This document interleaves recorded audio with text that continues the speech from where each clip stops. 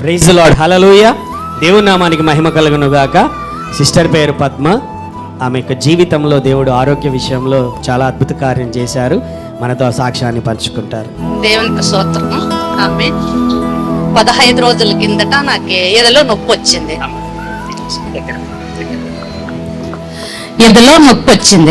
వస్తే అప్పుడు ఎడమ చేయి అంతా పీకుతాంది, గుండెల్లో మంట, నొప్పి, ఊపిరి రావడం లేదు. మా ఆయన చాలా భయపడినాడు. వెంటనే మిల్టన్ హాస్పిటల్కి, సాయినగర్కి పోయినాం. ఆయన అన్ని టెస్టులు చేయాలమ్మా అని చెప్తున్నాడు. చెప్తే అన్ని టెస్టులు చేసినాడు. మీరు వెంటనే సూపర్ స్పెషాలిటీ హాస్పిటల్కి పోవాలా, మీరు అంజుగ్రామ్ వేస్తే దాంట్లో ఏమనేది తెలిసిపోతుంది, వెంటనే పోవాలా అని అన్నారు. మా ఆయన కొద్దిగా ఆలోచించినాం. నేనైతే నా మనసులో ఉన్నది ఒకటే, మనం ఫస్ట్ చర్చిలో ఒక పాట పాడుకునేవాళ్ళం. నా చిన్న ధోనిలో యేసయ్య ఉండగా నాకు భయమే లేదు, నాకు దిగలే లేదు పాట పాడుకునేవాళ్ళం. నాకు ఆ డాక్టర్ చెప్తేనే నా మనసులో ఆ పాటే పాడుకుంటా మనసులో ఉన్నాను అనమాట. ఇంకా సూపర్ స్పెషాలిటీ హాస్పిటల్కి పోతే ఆయన డాక్టర్ అన్ని టెస్టులు చేసి మళ్ళీ ఆయన చేసి అంజుగ్రామ్ చేసి దాన్ని పిలిచిపోయారు. పిలిచిపోయినప్పుడు మేము పాస్టర్కి ఫోన్ చేసినాం. నాన్న ఇట్లని చెప్పినారు అంటే, మన పాస్టర్ వండుకొని ఏమన్నాడంటే, నీకు ఏమీ కాదమ్మా, ప్రార్థనలో ఉంచుతాను, ప్రార్థన చేస్తాను, ధైర్యంగా ఉండు, నీకు ఏమీ కాదు, దేవుడు సహాయం చేస్తాడు, దేవుడు గొప్పవాడు అని చెప్పినాడు అనమాట. సరేలే అని చెప్పి హాస్పిటల్లో అంజుగ్రామ్ చేసి ఆయన చేసిన తర్వాత నన్ను ఐసీయూలో పెట్టినారు. పెడితే అప్పుడు మా ఆయన్ని పిలిచిపోయి లోపల స్కానింగ్ చూపించినారు. హార్ట్ దగ్గర కొంచెము నరము ఇట్లా తుక్కుంది, అదేమి కాదు, ట్యాబ్లెట్ ద్వారానే బాగైతుంది అని చెప్పినారు. దేవునికి స్తోత్రం. ఇచ్చిన సాక్ష్యం దేవుడు ప్రైజ్ ది లార్డ్, హల్లెలూయా. యాక్చువల్గా హార్ట్లో పెయిన్ వచ్చింది. ఆ పెయిన్ అనేది చాలా ఇబ్బందిగా అయింది. చెయ్యి కూడా ఎత్తనీయలేని స్థితిలోనికి వెళ్ళిపోయారు సిస్టర్. ఆ టైంలో ఫోన్ చేశారు. ఏమో అర్థం కావట్లేదు, భయంగా ఉంటున్నది, ఏమవుతుందో ఏమో తెలియడం లేదు అనే ఆలోచనతో ఉన్నప్పుడు, అమ్మ ప్రార్థన చేస్తాం, ధైర్యంగా వెళ్ళండి అని అంటే హాస్పిటల్కి వెళ్ళారు. చెకప్ అంతా చేశారు.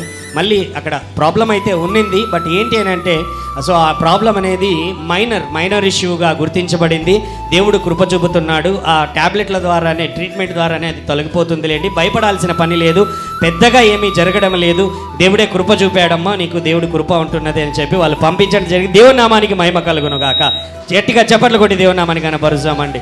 ఉన్నట్టుండి ఒకసారి ఏదైనా హార్ట్ అటాక్ వచ్చిందంటే ఆ పరిస్థితులు ఎలాగుంటాయో, ఆ పరిస్థితులు కూడా వెళ్ళినటువంటి వాళ్ళకి తెలుసండి. ఆ స్థితిలో నుంచి ఆ స్థితికి వెళ్లకుండా దేవుడు తన యొక్క పాటల ద్వారా, తన మాటల ద్వారా ధైర్యం ఇచ్చి ముందుకు నడిపించుతున్నారు. దేవుని నామానికే మహిమ కలుగును గాక. ఇంకొక చిన్న విషయము, మా చిన్నబ్బాయి విషయంలోన, అబ్బాయికి ఏమో జాబ్ ఉంది, 40,000 జీతం, బెంగళూరులో ఉన్నాడు. వీనికంటే వెనుకొచ్చిన వాళ్ళందరికీ జీతం ఎక్కిస్తున్నారు, ప్రమోషన్లు ఇస్తున్నారు, ఫారెన్ అవకాశాలు ఇస్తున్నారు. ఆ అబ్బాయి ఆ కంపెనీలో చేయబట్టి 2 సంవత్సరాలు అయింది. వాటికి ఒకరోజు టీం లీడర్ని అడిగినారు, ఏమని, ఎందుకు ఇట్లా నాకంటే వెనుకొచ్చిన వాళ్ళందరికీ జీతాలు ఎక్కిస్తున్నారు, ప్రమోషన్లు ఇస్తున్నారు, ఆన్ సైట్ పంపిస్తున్నారు, నాకెందుకు చేయడం లేదు అని చెప్పి అడిగినాడు. అడిగితే ఆ టీం లీడర్ వండుకొని చూసి నవ్విపోయినాడంట. ఇంకా చిన్నబ్బాయి విషయంలో ఏం పడింది, నేను ఈ కంపెనీ మారాలా అని చెప్పి సుమారుగా ఒక 6 నెలల పాటు కంపెనీ ట్రై చేస్తూనే ఉన్నాడు. ప్రతి శనివారము ఆదివారము పోయి వచ్చినప్పుడల్లా నాకు ఫోన్ చేసి చెప్పేవాడు. ఇంకా చెప్తే నేను కొంచెం బాధతో ఉండేదాన్ని. లాస్ట్గా ఒకసారి టీసీఎస్కి వచ్చిందనమాట. పోయినాడు. పోయి వచ్చిన తర్వాత, అమ్మ ఈ రోజు కూడా పోయి వచ్చినాను నేను, ఇది కూడా ఏమవుతుందో అని అన్నాడు. ఆ రోజు చాలా బాధగా ఉండి బయట కూర్చున్నాను. మా ఇంటికి లక్ష్మి అనే పాప బట్టలు ఉతికేదానికి వస్తుండే. ఆంటీ నువ్వు అట్లా కూర్చోద్దంటే చాలా బాధపడుతున్నావు, చర్చికి రా ఆంటీ అని అన్నాడు. నాకు అప్పుడు అంత దేవుని మీద నాకు అంత ఉండలేదు అప్పట్లో. నాకు చర్చికి రా అంటే మా ఆయన వండుకొని ఆ పాప అంతగా పిలుస్తాంది కదా, నువ్వు ఎందుకు వెళ్ళవు అని అన్నాడు. సరేలేని చెప్పి పొద్దునకి పిలుచుకొని వచ్చిన, అమ్మాయి పిలుచుకొచ్చింది. అప్పుడు చర్చి అక్కడుండింది. పిలుచుకొని వచ్చిన తర్వాత మన పాస్టర్ దగ్గరే మా అబ్బాయి గురించి అంతా ఆమె చెప్పింది, నేను కూడా చెప్పలేదు. ప్రార్థన చేసిన అబ్బాయి ప్రార్థన చేస్తేనే, అమ్మ నేను సాయంత్రం వచ్చి మీకు ప్రార్థన చేయొచ్చునా ఇంట్లోనా అని అన్నాడు. అంటే అప్పుడు మా ఆయన ఒప్పుకుంటాడో లేదో అని భయం కదా. మీది ఫోన్ నంబర్ ఇవ్వండి, ఇంటికి పోయినాక మా ఆయన్ని అడిగి ఫోన్ చేస్తాను అని అన్నా. ఇంటికి పోయి మా ఆయనకి ఫోన్ చేసిన, మాట్లాడినా, ఏమో ఇట్లా అబ్బాయి ఇట్లా వచ్చి ప్రార్థన చేస్తాను అన్నాడు, మళ్ళీ చేపిస్తున్నా ఇంట్లో అంటే, దానికేముంది పద్దు చేపించుకోని అన్నాడు. వెంటనే మళ్ళీ మనసు ఏం మారుతుందని చెప్పి వెంటనే అబ్బాయికి నేను ఫోన్ చేసిన, నాన్న ఇట్లా మా ఆయన ఒప్పుకున్నాడు, మీరు వచ్చి ప్రార్థన చేయండి అని. సరేమా 6-6:30 గంటల టైంలో నేను వచ్చి ప్రార్థన చేస్తాను అన్నాడు. కరెక్ట్ అదే టయానికే వచ్చినాడు. అప్పుడు చాలా బాధ ఉంది నాకు. పెద్ద అబ్బాయి గురించి బాధ ఉంది, చిన్న అబ్బాయిది ఉద్యోగం ఉంది కానీ జీతం ఎక్కి అదొక్క బాధ ఉందన్నమాట. పెద్ద అబ్బాయి బాధ చెప్పినాను మన పాస్టర్తో, నా చిన్న అబ్బాయి బాధ చెప్పినాను అనమాట. అప్పుడు ప్రార్థన చేసి ఏ టైంలో చేసినాడేమో నాకు ప్రార్థన చేసి, అమ్మా దేవుడు అంతా మంచి చేస్తాడమ్మా, నీకు దేవుని కృప ఉంది, దేవుని నమ్మకం అని చెప్పి మన పాస్టర్ చాలా గొప్పగా చెప్పినాను నాకు. సరేలేని చెప్పి ప్రార్థన చేసిపోయినాడు. పెద్ద అబ్బాయి ఫోన్ చేసి, ఇద్దరు బెంగళూరులోనే ఉన్నారు, దూరం ఉన్నారు. అమ్మ నీ కోడలు ఊరికి పోయింది, నాకు అన్నానికి ఇబ్బంది అయింది రామ్మా అన్నాడు. సరేలేని చెప్పి సోమవారం పొద్దున్నే బెంగళూరుకి పోయిన తర్వాత శనివారం వచ్చింది. శనివారం అమ్మ ఇంటర్వ్యూ పోయొచ్చి వారమైంది, ఇది కూడా నాకు ఏం చెప్పలేదమ్మా వాళ్ళని. చిన్న అబ్బాయి చాలా బాధపడి చెప్పినాడు అనమాట. అప్పుడు నాకు ఏమనేది కూడా ఆలోచన రాలేదు. పెద్ద అబ్బాయి ఆఫీసులో కొంచెం పని ఉందమ్మా చేసుకుని వినోదాల ఇంటికి పోదాము అని చెప్పినాడు. చిన్న అబ్బాయి ఆ మాట చెప్తేనే నేనేమో చాలా బాధపడి ఏడ్చుకుంటా, ఏమప్పా ఇట్లా దేవుడా అని చాలా బాధపడుకుంటున్నాను. సరేలే అని చెప్పి టీవీ అన్నా చూస్తాము అని చెప్పి టీవీ ఆన్ చేసిన. టీవీ ఆన్ చేస్తే ఏం లేదు, యేసు ప్రభు రూపము శిల భుజం మీద పెట్టుకున్నాడు. వాళ్ళంతా రక్తము, వాతలు, కిరీటము అంతా రక్తం చాలా కారిపోతుంది అనమాట. పిలుస్తున్నాడు ఇట్లా. నాకు అప్పుడు దేవుని గురించి నాకు అంతగా ఏమీ తెలియదు అసలుకి. ఏంది టీవీ ఆన్ చేస్తేనే ఏదో ఊరికి హాని కావాలి కదా, ఇట్లా వచ్చిందని చెప్పి మనసు అనేది కొంచెం ఇది అనిపించింది అనమాట. పిలుస్తున్నాడు బాగా ఇట్లా.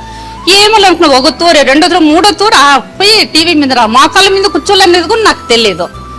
మోకాళ్ళ మీద కూర్చొని చాలా ఏడిచినాను. ఏడిచి చూస్తామంటే ఇప్పుడు స్క్రీన్ ఉంది అంతే. ఇంకా అది నేను చిన్న అబ్బాయి గురించి బాగా మర్చిపోయినాను, పెద్ద అబ్బాయి గురించి బాగా మర్చిపోయినాను నేను. ఏమిట్లా అని. సరేలే అని చెప్పి సందీప్ ఆఫీస్ నుండి వచ్చామా పొద్దున్నే వినోదాల ఇంటికి పోదాము అని అన్నాడు. వినోదే పొద్దున్న 7 గంటలకు ఫోన్ చేసినాడు. అప్పుడే వాయిస్ అనేది కొంత ఆనందంగా ఉంది. అమ్మా ఏం లేదమ్మా, టీసీఎస్ వాళ్ళు ఆఫర్ లెటర్ పెట్టినారు, నాకు ప్రమోషన్ ఇచ్చి జీతం పెంచి చెన్నైకి జాయిన్ కావాలని చెప్పినారు అనా. అంటేనే అప్పుడు నా మనసులో ఏమనిపించిందంటే, ఇంక నేను దేవుణ్ణే నమ్ముకోవాలా అని చెప్పి నేను దేవుని నమ్ముకో. అది కూడా డిసెంబర్ 7వ తేదీ రక్షణ ఇచ్చినాను నాకు. డిసెంబర్ 7వ తేదీ మా చిన్న అబ్బాయి పెళ్లి రోజు. నేను ఆ రోజే రక్షణ పొందిన, దేవునిలోకి వచ్చిన. నాకు ఆ రోజు నుండి ఈ రోజు వరకు నాకు అన్ని అనుకునేవన్నీ జరుగుతుంటాయి. 2 కొడుకులు ఫారెన్లో ఉన్నారు. అసలు అనంతపురంలో ఇల్లు కొంటానని కూడా అనుకోలేదు నేను. అనంతపురంలో ఇల్లు కొన్నాము, కొడుకులు 2 కార్లు కొన్నారు.